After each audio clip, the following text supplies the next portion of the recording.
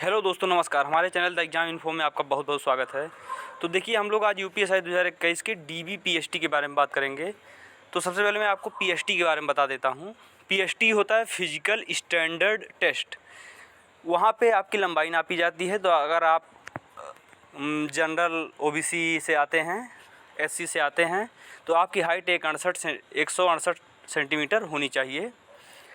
और उसके साथ साथ आपको चेस्ट फुलानी होती है। तो आपका मिनिमम जो है 79 सेंटीमीटर आपका चेस्ट होना चाहिए। और अगर आप SC ST से आते हैं तो 77 सेंटीमीटर आपका होना चाहिए। और चेस्ट फुलाने के बाद आपका 84 सेंटीमीटर यानी 5 सेंटीमीटर मिनिमम चेस्ट का फुलाव होना चाहिए। मान लीजिए किसी का चेस्ट 95 सेंटीमीटर है, तो फुलाने के बाद उसका 100 सेंटीमीटर चेस्ट होना चाहिए।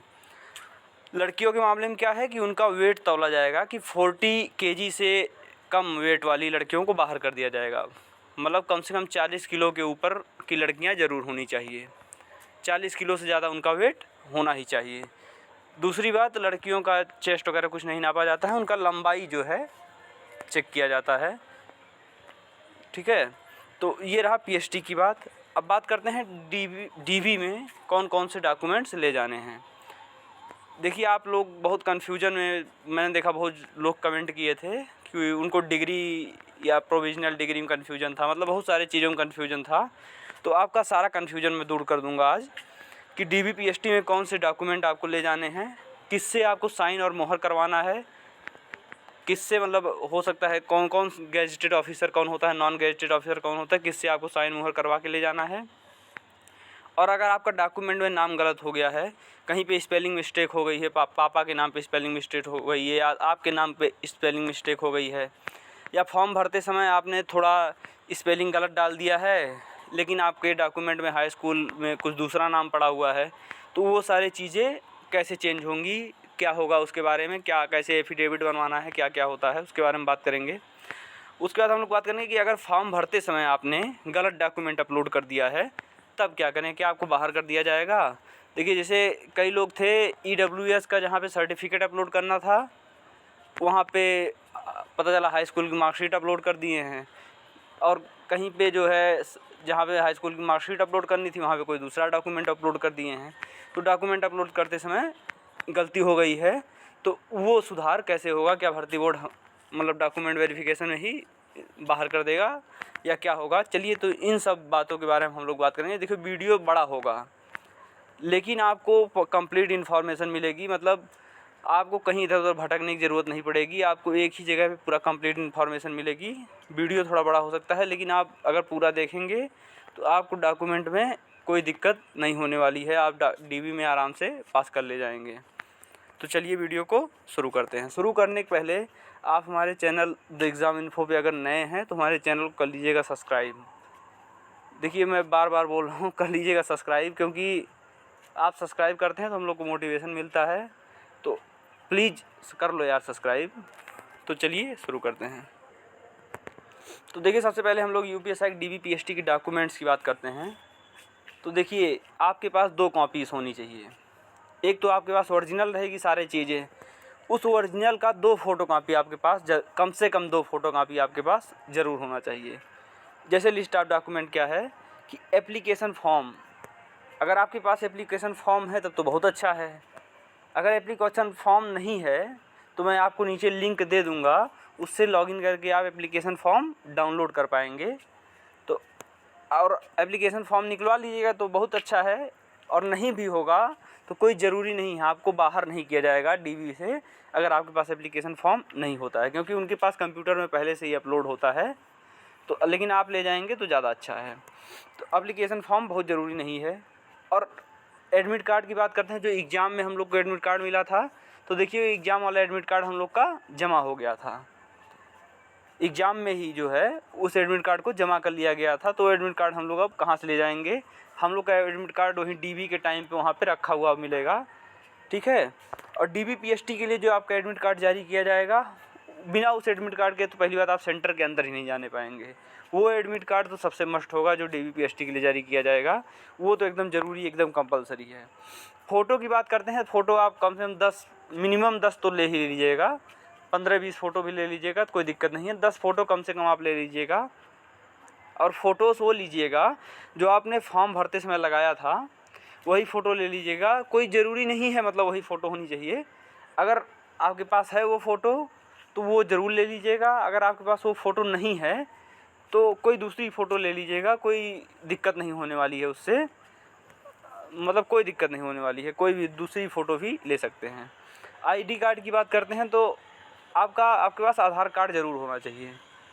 आधार कार्ड नहीं होता है तो लोग काफ़ी दिक्कत करते हैं, तो आधार कार्ड तो ज़रूर ले लीजिएगा। और आधार कार्ड के अलावा कोई एक और आईडी प्रूफ ले लीजिएगा, जिसमें पैन कार्ड हो गया, जैसे ड्राइविंग लाइसेंस हो गया, पासपोर्ट हो गया, वोटर आईडी हो गया। इन सारे डॉक्यूमेंट्स में से कोई एक डॉक्यूमेंट आप ज़रूर ले लीजिएगा। और आगे हम लोग बात करते हैं कि देखिए 10th का मार्कशीट और सर्टिफिकेट। देखिए जो लोग एग्ज़ाम जो है 2009-10 के बाद से दे रहे हैं, उनके पास तो 10th की मार्कशीट जो है और सर्टिफिकेट दोनों एक ही में आता है। एक सिंगल में जो है आता है, मार्कशीट और सर्टिफिकेट दोनों एक ही में आता है। लेकिन उसके पहले जो लोग पेपर दे रहे थे, उनकी मार्कशीट और सनद यानी सर्टिफिकेट जो है वो अलग अलग आते थे।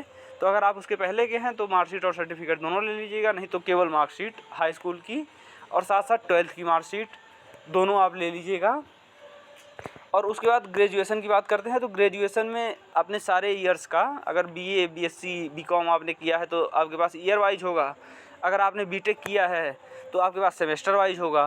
तो चाहे आपके पास ईयर वाइज हो, चाहे आपके पास सेमेस्टर वाइज हो, उसका जो है सारे ईयर्स का, सारे सेमेस्टर्स का अपना मार्कशीट ज़रूर ले लीजिएगा। देखिए कंपलसरी तो केवल 3rd ईयर का मार्कशीट है, क्योंकि 3rd ईयर का जो मार्कशीट होता है यानी फाइनल ईयर का जो मार्कशीट होता है, या बीटेक का जो फाइनल सेमेस्टर का मार्कशीट होता है, उसमें जो है सारा मार्क्स लिखा रहता है कि आपने फर्स्ट सेमेस्टर में कितना पाया, सेकंड में कितना पाया, थर्ड में कितना पाया, तो वो सारा एक ही में लिखा रहता है। तो इसीलिए 3rd वाला सबसे ज़्यादा ज़रूरी होता है। और दूसरी बात जो सबसे ज़्यादा आप लोग कन्फ्यूजन है कि डिग्री लगेगी या नहीं लगेगी। देखिए अगर आपके पास डिग्री है तब तो बहुत सही है, बहुत अच्छा है। लेकिन अगर आपने 2020 में पास किया है, ग्रेजुएशन किया है, 2019 में ग्रेजुएशन किया है, तो आपकी डिग्री अभी आई नहीं होगी, तो आप प्रोविज़नल डिग्री लेके चले जाइएगा। देखिए आप यूनिवर्सिटी की वेबसाइट पे जाइएगा, यूनिवर्सिटी के वेबसाइट पे प्रोविज़नल डिग्री का एक ऑप्शन आएगा। वहाँ पे आप 250-300 रुपये, 400 रुपये, अलग अलग यूनिवर्सिटी का अलग चार्ज रहता है, उतना पेमेंट करेंगे और तुरंत आपका प्रोविज़नल डिग्री डाउनलोड हो जाएगा। और प्रोविज़नल डिग्री देखिए तब तक मान्य होता है जब तक आपकी ओरिजिनल डिग्री आपके पास नहीं आ जाती है। तो अगर आपने पहले प्रोविज़नल डिग्री निकलवाई है तो आपको नई निकलवाने की कोई ज़रूरत नहीं है, ठीक है। तो चाहे आप प्रोविज़नल डिग्री ले लीजिएगा, चाहे डिग्री ले लीजिएगा, दोनों में से कोई एक रहेगा, काम चल जाएगा। देखिए ओरिजिनल डिग्री मस्ट नहीं है, ये मैं बार बार बोल रहा हूँ, कोई ज़रूरी नहीं है केवल ओरिजिनल डिग्री आपके पास हो, प्रोविज़नल भी होगी तब भी चल जाएगा। उसके बाद बात करते हैं निवास प्रमाण पत्र की। देखिए आप अगर उत्तर प्रदेश स्टेट से आते हैं तो आपके लिए निवास प्रमाण पत्र सबसे ज़रूरी है। देखिए अदर स्टेट से अगर आप आते हैं तो आपके लिए निवास प्रमाण पत्र की कोई ज़रूरत नहीं है, आप निवास प्रमाण पत्र नहीं ले जाएंगे, कोई ज़रूरत नहीं है आपके। और उत्तर प्रदेश से हैं तो निवास प्रमाण पत्र इसलिए ज़रूरी है क्योंकि आपको आरक्षण लेना है। अगर आपको ओबीसी, ईडब्ल्यूएस या कोई भी SC, ST, ex serviceman, dependent on freedom fighter, कोई भी आरक्षण अगर आपको लेना है तो आपको निवास प्रमाण पत्र उत्तर प्रदेश का ज़रूर प्रस्तुत करना होगा। अगर आप उत्तर प्रदेश का निवास प्रमाण पत्र नहीं दे पाते हैं तो आपको सीधे जनरल कैंडिडेट्स में क्वालिफाई कर दिया जाएगा। अगर आपका जनरल के बराबर नंबर आएगा तो आप जनरल में क्वालिफाई रहेंगे, अदरवाइज आपको फेल कर दिया जाएगा। और देखिए अब निवास प्रमाण पत्र चाहिए कब का, देखिए निवास प्रमाण पत्र किसी भी डेट का होगा, चल जाएगा, चाहे आपका 2010 का हो, 11 का हो, 12, 13, 14, 15, 16, 17, 18, 19, 20 कभी का हो, बस 15 जून 2021 के पहले का होना चाहिए। 15 जून 2021 क्या है, ये फॉर्म भरने की लास्ट डेट है, तो फॉर्म भरने की लास्ट डेट का पहले का चाहिए। अब चाहे 2012 का हो, 2013 का हो, कभी का भी निवास प्रमाण पत्र हो तो चल जाएगा। और आगे हम लोग बात करते हैं, देखिए जाति प्रमाण पत्र की बात करते हैं तो जाति प्रमाण पत्र में अगर आपके पास ईडब्ल्यूएस है और ओबीसी है तो 1 अप्रैल 2020 के बाद का और 15 जून 2021 के पहले का होना चाहिए। 1 अप्रैल 2020 के बाद का मतलब आपके पास 1 अप्रैल 2020 के बाद का होना चाहिए। केवल ओबीसी और ईडब्ल्यूएस के लिए ये शर्तें रखी गई हैं, ठीक है। और फॉर्म भरने के लास्ट डेट के पहले का होना चाहिए। नया ईडब्ल्यूएस बनवाने की आपकी कोई ज़रूरत नहीं है, भले ही फाइनेंशियल ईयर में बनता है, आपको पुराना वाला ईडब्ल्यूएस ही वहाँ पे चेक किया जाएगा कि आपने फॉर्म भरते समय जो ईडब्ल्यूएस लगाया था। और आगे बात करते हैं, अगर आप SC ST एक सर्विसमैन, SC से आते हैं, ST से आते हैं, एक सर्विसमैन से आते हैं, या आप गवर्नमेंट जॉब करते हैं, आपने NOC बनवाया है, या आप डिपेंडेंट ऑन फ्रीडम फाइटर हैं, तो वो 15 जून 2021 के पहले का होना चाहिए। कब का होना चाहिए? यानी फॉर्म भरने की लास्ट डेट के पहले का होना चाहिए। ये सारी चीज़ें मतलब पहले का होना चाहिए, इसका मतलब चाहे जब बना हो, जैसे निवास प्रमाण पत्र के लिए था कि चाहे जब बना हो, वैसे ही SC ST एक सर्विसमैन गवर्नमेंट जॉब का जो आप NOC बनवाएंगे डिपेंडेंट ऑन फ्रीडम फाइटर, ये चाहे जब का बना हो, तो लेकिन फॉर्म भरने के लास्ट डेट के पहले का होना चाहिए। और बात करते हैं NCC या O लेवल, मतलब आप जो प्रोफेशनल क्वालिफ़िकेशन लगाए हैं, कहने का मतलब अगर आपने O लेवल किया होगा, NCC किया होगा, तो अगर आपके बराबर ही किसी दूसरे कैंडिडेट का नंबर आता है तो आपको पहले क्वालिफ़ाई कराया जाएगा, उस कैंडिडेट को बाद में क्वालिफ़ाई कराया जाएगा जिसके पास O लेवल या NCC नहीं है। तो इतने सारे डॉक्यूमेंट्स जो है UPSI में आपको ले जाना है। फिर ले कैसे जाना है? तो देखिए, सबसे पहले आप सारे डॉक्यूमेंट्स की एक एक कॉपी बनाइएगा, 2 लिस्ट बनाइएगा, एक में सारा कॉपी, फिर दूसरे में सारा कॉपी, और सारे को अटैच कर लीजिएगा। और जो देखिए साइन और मुहर किससे करवाना है इसकी भी बात कर लेते हैं। देखिए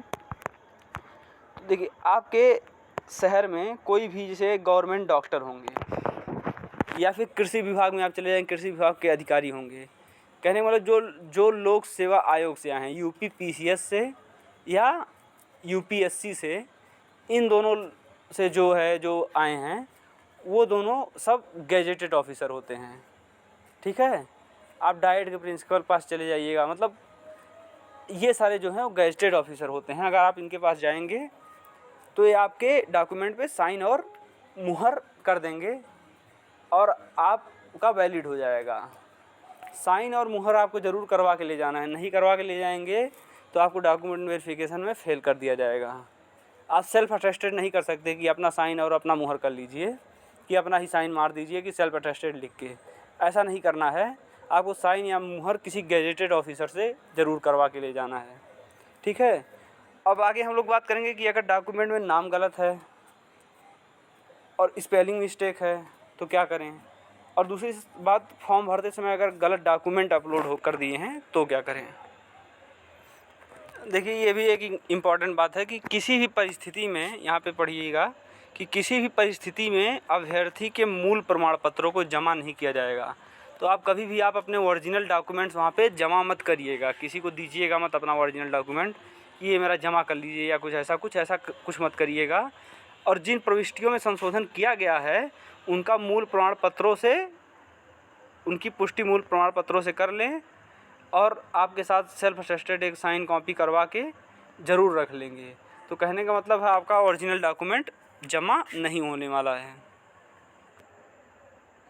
तो ये देखिए, ये सारा डाटा है कि अगर डेटा में अभ्यर्थी के नाम और हाई स्कूल प्रमाण पत्र में अंकित नाम का मिलान किया जाएगा और नाम की स्पेलिंग में मामूली भिन्नता पाया जाता है, जैसे किसी का कुमारी कविता लिखा हुआ है, किसी और हाई स्कूल में कविता कुमारी लिखा हुआ है, और मतलब कुछ ऐसे थोड़ा सा डिफरेंस है अगर नाम की स्पेलिंग में, तो हाई स्कूल के प्रमाण पत्र के आधार पे, मतलब जो हाई स्कूल के प्रमाण पत्र में रहेगा वही वाला जो है संशोधित कर दिया जाएगा। परंतु अगर नाम में भिन्नता रहेगा तो उस स्थिति में आपको फेल कर दिया जाएगा। कहने का मतलब, गए हैं मतलब फॉर्म भरे हैं मोहित के नाम से और डॉक्यूमेंट वेरिफिकेशन कराने रोहन चला गया है, तो एकदम नाम में डिफरेंस जब रहेगा तो उस स्थिति में असफल कर दिया जाएगा, और अदरवाइज जो है आपको सफल किया जाएगा। उसके बाद डेटा में अभ्यर्थी के पिता के नाम से हाई स्कूल व प्रमाण पत्र में अंकित नाम का मिलान, अगर आप पिता के नाम में में थोड़ा सा मिस्टेक पाया जाता है तो वो भी हाई स्कूल के प्रमाण पत्र के अनुसार सही कर दिया जाएगा। और अगर आपका जन्म तिथि गड़बड़ है तब तो आपको मतलब डाटाबेस से मिला के मतलब काफ़ी दिक्कत होने वाला है आपको। कहने का मतलब ये है कि ये सब सारी चीज़ें जो भी हैं, अगर आप एक एफिडेविट बनवा के दे देते हैं, अगर आप एक एफिडेविट बनवा के दे देते हैं तो आपको कोई दिक्कत नहीं होने वाली है। आपको वहाँ पे आपका चेंज कर दिया जाएगा। देखिए एफिडेविट कैसे बनवाना है, अपने पास की कचहरी में आप चले जाइएगा।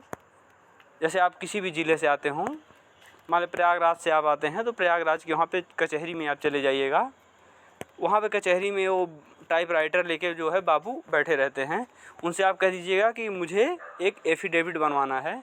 तो पूछेंगे कि एफिडेविट क्या बनवाना है, तो आप बता दीजिएगा कि मतलब पूरा एक विस्तार से वहाँ पे लिखवा दीजिएगा कि सर मैं यूपीएसआई 2021 में क्वालिफाई हुआ हूँ, डीबीपीएसटी के लिए मुझे जाना है, लेकिन मेरे हाई स्कूल में पिता के नाम में और इंटर में पिता के नाम में, दोनों में थोड़ा सा डिफरेंस है। मेरे हाई स्कूल में पिता का नाम ये है, इंटर में पिता का नाम ये है, ये डिफरेंस है। मैं इसको स्व प्रमाणित करता हूँ। उसके बाद से करके वो अपना बना के जो है दे देगा आपको एफिडेविट। वो एफिडेविट आप ले जाके वहाँ पे डॉक्यूमेंट डीबी के टाइम पे आप देंगे उनको, तो आराम से वो रख लेंगे, आपको कोई दिक्कत नहीं होने वाली है। और आप बिल्कुल भी डरिएगा मत, ठीक है। अगर नाम में स्पेलिंग है तो आपको कोई दिक्कत नहीं होने वाली है। और अब अंतिम बात हम लोग करते हैं कि अगर आपने गलत डॉक्यूमेंट अपलोड कर दिया है तो क्या होगा। देखिए अगर आपने कोई गलत डॉक्यूमेंट अपलोड कर दिया है तो उससे उनको कोई दिक्कत नहीं होने वाली है। आप सारा अपना ओरिजिनल डॉक्यूमेंट जो है वहाँ पे ले जाइएगा। जो डॉक्यूमेंट आपको रियल में अपलोड करना था लेकिन आपने गलत अपलोड कर दिया है, वहाँ पे ले जाइएगा और उनको अवगत कराइएगा। उनको बताइएगा, एक एफिडेविट आप भी बनवा के लेके चले जाइएगा कि मैंने गलती से ये डॉक्यूमेंट की जगह पे ये डॉक्यूमेंट अपलोड कर दिया है। मतलब ये इसका एक एफिडेविट अगर बना के ले जाएंगे तो आपका केस और स्ट्रांग हो जाएगा, मतलब आपको कोई दिक्कत नहीं होने वाली है। तो वहाँ पे वो फिर से जो है स्कैन करके दूसरा अपलोड कर देंगे और आपको कोई दिक्कत नहीं होने वाली है। तो ये डॉक्यूमेंट वेरिफिकेशन डीबीपीएसटी के बारे में संपूर्ण बातें रही। तो अगर आपको वीडियो पसंद आया हो तो इस वीडियो को कर दीजिएगा लाइक और हमारे चैनल द एग्ज़ाम इन्फो को कर लीजिएगा सब्सक्राइब, जिससे आपको और सारी इन्फॉर्मेशन वाले वीडियोस मतलब एकदम ऑथेंटिक इन्फॉर्मेशन आपको ज़रूर मिलती रहेगी। बाकी वीडियो देखने के लिए आपका बहुत बहुत धन्यवाद। जय हिंद, जय भारत, जय माता दी।